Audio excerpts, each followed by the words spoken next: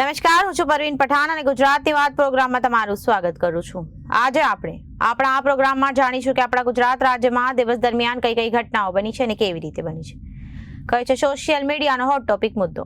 તે સમગ્ર જાણકારી વિસ્તારપૂર્વક આપણા આજના આ પ્રોગ્રામમાં આપણે નિહાળીશું। તો ચાલો જાણીએ અને નજર કરીએ શરૂઆતના મુખ્યના વિશેષ સમાચારો પર। HMPV વાયરસની ગુજરાતમાં એન્ટ્રી, પણ ડરવાની જરૂર નથી, પોઝિટિવ બાળક રિકવર થતા રજા અપાઈ। વિંછિયામાં પોલીસ અને સ્થાનિકો વચ્ચે ઘર્ષણ। તો બીજી બાજુ અરવલ્લી જિલ્લા કલેક્ટર શ્રી પ્રસાદસિંહ પારીખના અધ્યક્ષ સ્થાને મોડાસા ખાતે યોજાયું કલા મહાકુંભ 2024-25નું ભવ્ય ઉદ્ઘાટન। તો બીજી તરફ આવતીકાલથી પોલીસ ભરતીની શારીરિક કસોટી હિંમતનગરના પોલીસ પરેડ ગ્રાઉન્ડ પર બિન હથિયારધારી PSI અને લોકરક્ષક પોલીસ ભરતીનો પ્રારંભ થશે। તો બીજી તરફ પેચ લડાવવાની સાથે પૂજા ડેકોરેશન માટે ડિઝાઇનર પતંગ। સુરતના 100 વર્ષ જૂના ડબગરવાડામાં બજારમાં 1 ઇંચથી 5 ફૂટ સુધીના પતંગો, ભાવમાં 30% વધારો। તો બીજી બાજુ સુરતમાં કરણી સેનાના પ્રમુખને મારી નાખવાની ધમકી, પાકિસ્તાનના અજાણ્યા વોટ્સએપ નંબરથી કોલ આવી કરી ગૌ સેવા બંધ કરવા ધમકી આપી। કરણી સેનાએ કલેક્ટરને આવેદનપત્ર પાઠવ્યું।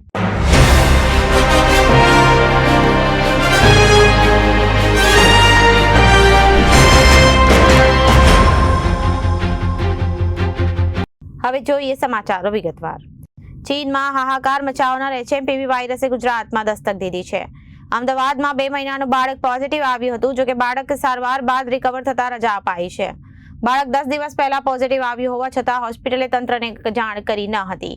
આરોગ્ય મંત્રીએ કહ્યું કે ડરવાની જરૂર નથી, સરકારે પણ સતર્કતાના ભાગરૂપે તૈયારીઓ શરૂ કરી દીધી છે। ચીનમાં હાહાકાર મચાવનાર HMPV વાયરસે ગુજરાતમાં દસ્તક દીધી છે। અમદાવાદમાં 2 મહિનાનું બાળક પોઝિટિવ આવ્યું છે, જો કે બાળક સારવાર બાદ રિકવર થતા રજા અપાઈ છે। બાળક 10 દિવસ પહેલા પોઝિટિવ આવ્યું હોવા છતાં હોસ્પિટલ તંત્રને જાણ કરી ન હતી। આરોગ્ય મંત્રીએ કહ્યું કે ડરવાની જરૂર નથી, સરકારે પણ સતર્કતાના ભાગરૂપે તૈયારીઓ શરૂ કરી દીધી છે। અરવલ્લી જિલ્લામાં કલા અને સાંસ્કૃતિકના રંગોથી છલકાતી એક અનોખી ઉજવણીનો પ્રારંભ થયો છે।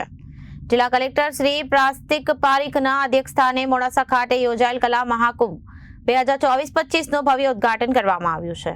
કાર્યક્રમમાં રાજ્યના રમતગમત, યુવા અને સાંસ્કૃતિક પ્રવૃત્તિઓ વિભાગ ગાંધીનગર અને કમિશનર શ્રી યુવક સેવા અને સાંસ્કૃતિક પ્રવૃત્તિઓ ગાંધીનગરના માર્ગદર્શન હેઠળ જિલ્લા વહીવટી તંત્ર અને જિલ્લા યુવા સાંસ્કૃતિક પ્રવૃત્તિઓના કચેરી અરવલ્લી તારીખ શ્રી KN મોડાસા હાઈસ્કૂલના સંયુક્ત ઉપક્રમે યોજાઈ રહ્યો છે। આ 2 દિવસીય કલા મહાકુંભમાં જિલ્લાના કલાકારોએ વિવિધ ક્ષેત્રમાં પોતાની પ્રતિભાનું પ્રદર્શન કરશે અને નૃત્ય, સંગીત, નાટક, ચિત્રકલા સહિતની અનેક કલાઓનું અદ્ભુત મંચન કરવામાં આવશે। નિષ્ણાત નિર્ણાયકો દ્વારા આ કૃતિઓને મૂલ્યાંકન કરવામાં આવશે અને વિજેતાઓને ઇનામો આપવામાં આવશે। કલા મહાકુંભમાં માત્ર એક સ્પર્ધા નહીં, પરંતુ કલા અને સંસ્કૃતિનો એક મહાસંગમ બની રહેશે। અહીં કલાકારો એકબીજા સાથેના અનુભવો શેર કર્યા અને નવી કલાત્મક પ્રતિભાઓને પ્રોત્સાહન મળ્યું। જિલ્લા કલેક્ટર શ્રી પ્રસાદસિંહ પારીખે કલા મહાકુંભના સફળ આયોજન બદલ તમામ સંસ્થાઓ અને કલાકારોને અભિનંદન પાઠવ્યા હતા। તેમણે કહ્યું હતું કે આ પ્રકારના કાર્યક્રમો દ્વારા જિલ્લાની કલા અને સંસ્કૃતિને નવી ઊંચાઈએ લઈ જઈ શકાય છે અને જિલ્લા સાથે રાષ્ટ્રીય કક્ષાએ પણ કલા પહોંચે છે અને તે બિરદાવવામાં આવે છે, જેનાથી પ્રતિભાશાળી કલાકારોને પ્રોત્સાહન મળશે। ખૂબ જ સુંદર આયોજન થકી તેમની કલા લોકો સુધી પહોંચાડવા માટે સરકારશ્રી અને જિલ્લા વહીવટી તંત્ર દ્વારા સફળ કોશિશનો ભાગ છે। કલા મહાકુંભમાં દ્વારા અરવલ્લી જિલ્લા કલા અને સાંસ્કૃતિક ક્ષેત્રે એક નવો અધ્યાય લખી રહ્યો છે। કાર્યક્રમ દ્વારા જિલ્લાની યુવા પેઢીને પ્રેરણા મળશે અને તેઓ કલાના ક્ષેત્રમાં નવી સિદ્ધિઓ હાંસલ કરશે। આ કાર્યક્રમમાં જિલ્લા વિકાસ અધિકારી શ્રી મોડાસા, પ્રાંત અધિકારી શ્રી, નગરપાલિકા પ્રમુખ શ્રી KN મહેતા શાહ સ્કૂલમાં પ્રમુખ શ્રી તેમજ અન્ય વિભાગીય અધિકારીઓ શ્રી, રમતગમત સાંસ્કૃતિક વિભાગના અધિકારીઓ શ્રી તેમજ ખૂબ જ મોટી સંખ્યામાં બાળ કલાકારો અને શિક્ષક વાલીઓ ઉપસ્થિત રહ્યા હતા। સાબરકાંઠા જિલ્લાના હિંમતનગરમાં પોલીસ પરેડ ગ્રાઉન્ડ પર આવતીકાલથી બિન હથિયારધારી PSI અને લોકરક્ષકની પોલીસ ભરતીનો પ્રારંભ થશે, જ્યારે રોજના અંદાજે 1000 ઉમેદવારોની શારીરિક કસોટી લેવાશે, જેને લઈને તૈયારીઓ પૂર્ણ કરી દેવાઈ છે। મળતી માહિતી મુજબ રાજ્યમાં આવતીકાલથી પોલીસ ભરતીનો પ્રારંભ થવાનો છે, ત્યારે હિંમતનગરમાં પોલીસ પરેડ ગ્રાઉન્ડ ખાતે 8 જાન્યુઆરી 2025ને બુધવારથી 1 માર્ચ 2025 સુધી બિન હથિયારધારી PSI અને લોકરક્ષક પુરુષની ભરતી યોજાશે। 2 મહિના ભરતી દરમિયાન પરિવાર અને જાહેર રજાના દિવસે ભરતી બંધ રહેશે, ત્યારે અંદાજે રોજના 1000થી વધુ ઉમેદવારો ભરતીમાં આવશે। આ ભરતી પ્રક્રિયાનો બુધવારે સવારે 4 કલાકથી પ્રારંભ થશે। પોલીસ ગ્રાઉન્ડ પર ઉમેદવારોને પ્રવેશ આપ્યા બાદ રજીસ્ટ્રેશન બાદ શારીરિક કસોટી લેવાશે, જેમાં વજન, ઊંચાઈ અને દોડ સહિતની શારીરિક કસોટી લેવામાં આવશે। CCTV હેઠળ તમામ પ્રક્રિયા થશે। બુધવારે સવારે 4 કલાકથી પ્રારંભ ભરતીમાં અંદાજે 20 જેટલા PSI અને 200થી વધુ પોલીસ કર્મીઓ અલગ અલગ પોઈન્ટ પર ફરજ બજાવશે। ત્રણ નજીક આવી રહી છે, ત્યારે પતંગબાજી માટે જાણીતા સુરતમાં મોટા પતંગો સાથે આ વર્ષે ખાસ નાની સાઈઝના અને ડિઝાઇનર પતંગો પણ લોકપ્રિય બની રહ્યા છે, જે શણગાર અને પૂજામાં ઉપયોગ માટે બનાવવામાં આવ્યા છે। આ પતંગોની સાઇઝ 1 ઇંચથી શરૂ થાય છે, તો બીજી બાજુ પેચ લગાવવા માટે પણ બજારમાં અલગ અલગ ડિઝાઇનના પતંગ છે, જે 1 ફૂટથી 5 ફૂટ સુધીના છે। ડેકોરેટિવ પતંગોની અનોખી ડિઝાઇન અને તેમના ઉપયોગના કારણે બજારમાં તેમની ખાસ ડિમાન્ડ છે। જો કે આસામ અને કોલકાતામાં ભારે વરસાદને કારણે લાકડી સમયસર સુકાઈ નથી, જેને સીધી અસર પતંગના ભાવમાં જોવા મળી રહી છે। 1 ઇંચથી 34 ઇંચ સુધી પતંગોનું આકર્ષણ સુરતના 100 વર્ષ જૂના ડબગરવાડામાં બજારમાં પતંગ વેપાર માટે લોકો આવતા હોય છે। સિઝનલ વેપાર માટે આ બજાર જાણીતું છે। અહીં 1 ઇંચથી 34 ઇંચ સુધીના પતંગોની વિવિધ શ્રેણી જોવા મળે છે। ફોઇલ, પેપર, કાપડ, પ્લાસ્ટિક, મેટલ અને વુડન જેવી વિવિધ સામગ્રીઓમાંથી આ પતંગો તૈયાર કરાય છે। આ બજારમાં પતંગબાજો માટે ખાસ અલગ અલગ વેરાયટી અને ડિઝાઇનની પતંગો તો છે જ, પરંતુ ખાસ કરીને પૂજામાં ઉપયોગ માટે પતંગોના આકારની થાળીઓ પણ બનાવવામાં આવી રહી છે, જેમાં કંકુ અને ચોખાના ડિઝાઇન સાથે પતંગ અને ફિરકીના આકારનો શણગાર કરાયો છે। ડબગરવાડામાં બજારમાં પતંગ વ્યવસાય સાથે 25 વર્ષથી જોડાયેલા દીપકભાઈએ જણાવ્યું કે આ વર્ષે પતંગોની કિંમતોમાં 30% વધારો નોંધાયો છે। આ ભાવ વધારાનું મુખ્ય કારણ આસામ અને કોલકાતામાં પડેલો વરસાદ છે, કારણ કે વરસાદના કારણે વાંસ અને લાકડી સુકાઈ નથી અને મોડેથી બજારમાં આવી છે।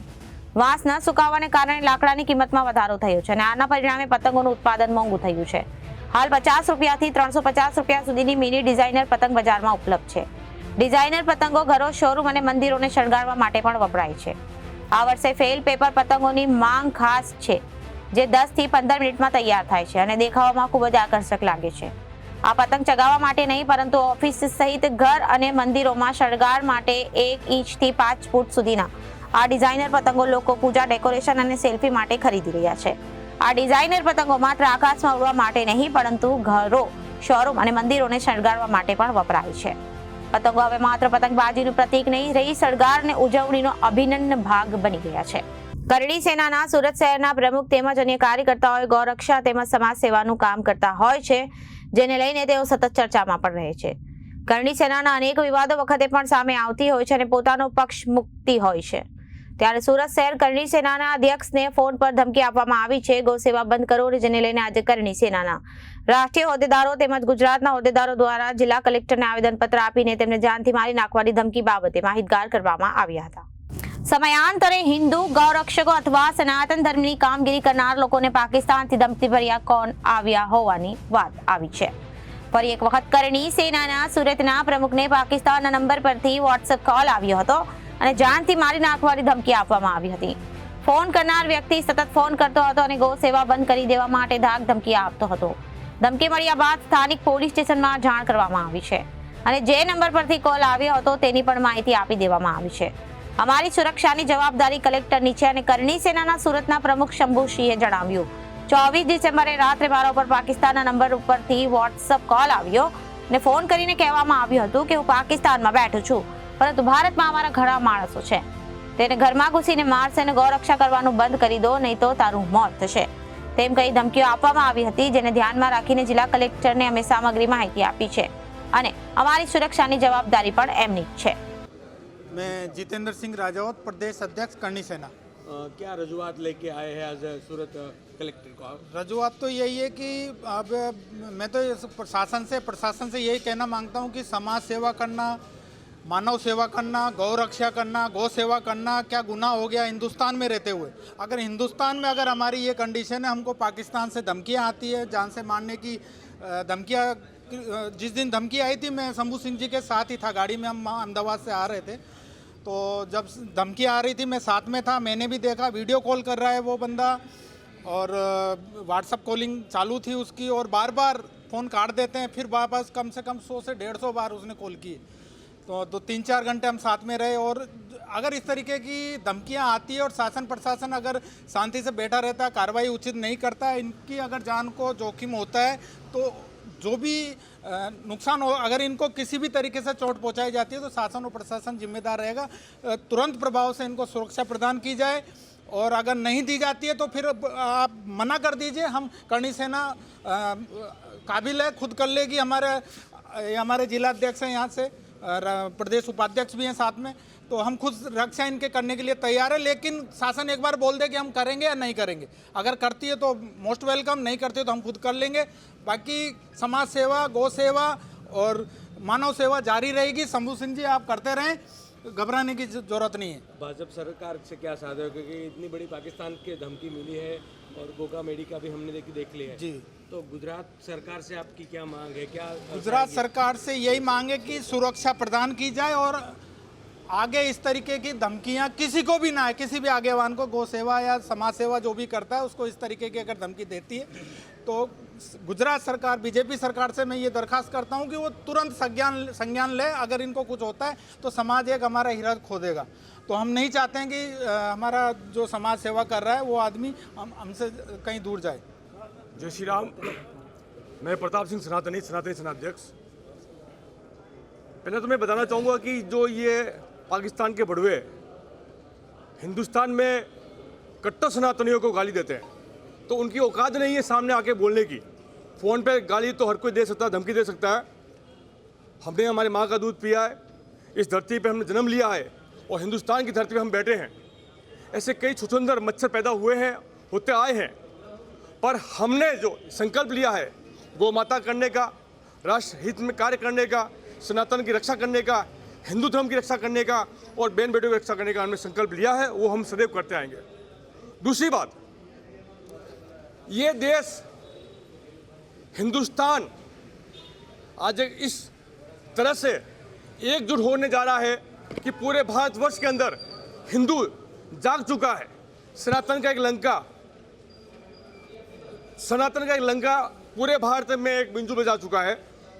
और मैं कहना चाहूँगा भारत सरकार से कि गौ माता पे जो अत्याचार हो रहा है, तो जो हम कानून बना रहे हैं, आज तो आप वहाँ बैठे हैं, दिल्ली में बैठे हैं, हम आपसे निवेदन करते हैं जो कानून बनाया है आपने, एक कानून बनाया जाए, गौ माता को राष्ट्रमाता का दर्जा मिले और जो भी गौ हत्या करता है या गौ तस्करी करता है उसको उम्र कैद की सजाए मौत मिलनी चाहिए, तभी गौ हत्या रुक पाएगी, अन्यथा ये गौ हत्या रुक नहीं पाएगी। यूपी में योगी जी आदित्यनाथ ने बहुत अच्छा कानून बनाया है, असम में भी बहुत अच्छा कानून बनाया है। मैं कहता हूँ पूरे भारतवर्ष में एक ऐसा कानून बनना चाहिए जो शंभू सिंह जैसे बहुत से भाई जो मेरे गौरक्षक है, जो गौ माता रक्षा करते हैं, उनको भड़वे धमकी देते हैं कि हम आपको जिंदा मार देंगे या आपको घर में आके ठोक देंगे। तो मैं बोलना चाहता हूँ साहब, हम बच्चे नहीं हैं, क्षत्रियों का खून है, अगर हिम्मत हो सामने आके ठोको। पर फिर भी प्रशासन से बोलना चाहूँगा, अगर धमकी मिली है उसका संज्ञान ले और हमारे भाई को उचित कार्रवाई के साथ सुरक्षित जो भी सुरक्षा हो वो दी जाए, अन्यथा कल के दिन कुछ भी हो सकता है। जैसे आपने देखा होगा हमारे करनी सेना के राष्ट्रीय अध्यक्ष सुखदेव सिंह गोगामेडी को घर में घुसकर अज्ञात लोगों ने मार दिया। सुखदेव सिंह ने बहुत बार ज्ञापन भी दिया था, प्रशासन बोला भी था कि मुझे धमकियां मिल रही है, पर प्रशासन की आंखों पट्टी बंदी थी, प्रशासन ने ध्यान नहीं दिया और उनकी हत्या होने के बाद में प्रशासन जागी है। तो ये धमकियां आप आमद समझो, इस धमकियों पे संज्ञान लीजिए आप। अगर कोई धमकी आई है उचित कार्रवाई कीजिए और हमारे भाइयों को जो अच्छा कार्य कर रहे हैं, गौ माता के हित के लिए, राष्ट्र के हित के लिए अच्छा कार्य कर रहे हैं, उन्हें आप सपोर्ट कीजिए। भारत माता की जय, वंदे मातरम। जे गौरक्षक છે એ આમ ગૌ સેવા કરે છે, ગૌ રક્ષા કરે છે, તો એ ટાઈપના બધાની જે કોઈક આગેવાન છે એમને મારવામાં આવે છે। થોડાક દિવસ પહેલાં જ અમારે રાષ્ટ્રીય અધ્યક્ષ સુખદેવસિંહ ગોગામેડી એ પંજાબથી પહેલાં એમને ધમકી આવી હતી, જ્યારે રાજસ્થાન સરકારને કીધું હતો કે ભાઈ મારા ઉપર ધમકી આવી છે, તો રાજસ્થાન સરકારે એને હાવ હલકામાં લીધો, તો એમની હત્યા થઈ ગઈ છે। તો એવી રીતે જ જે છે ને કોઈ પણ સમાજના જે સેવા કરતા હોય કે ગૌ રક્ષા કરતા હોય તો એમને ધમકીઓ આવે છે ને એને મારવામાં આવે છે। કેમ ભાઈ આ હિન્દુસ્તાનમાં ગૌ સેવા યા સમાજ સેવા કરવું કંઈ ગુનો છે? તો એ ટાઈપનો મારા ઉપર પણ ધમકી આવી છે, મને પણ 100% જાનને જોખમ છે। તો હું શાસન और પ્રશાસન से નિવેદન કરું છું કે મારી જાનને જોખમ છે, તો હવે આગળની તમારે શું કાર્યવાહી કરવી, આગળનું તમારે કેવું પ્રોસેસ કરવું, આગળનું તમારે શું સ્ટેપ લેવું એ તમારા ઉપર આધાર। તો અત્યારે ગુજરાતની વાતમાં વિરામ લઈએ। વધુ સમાચારો જોવા માટે જોતા રહો જનાદેશ ન્યૂઝ। નમસ્કાર।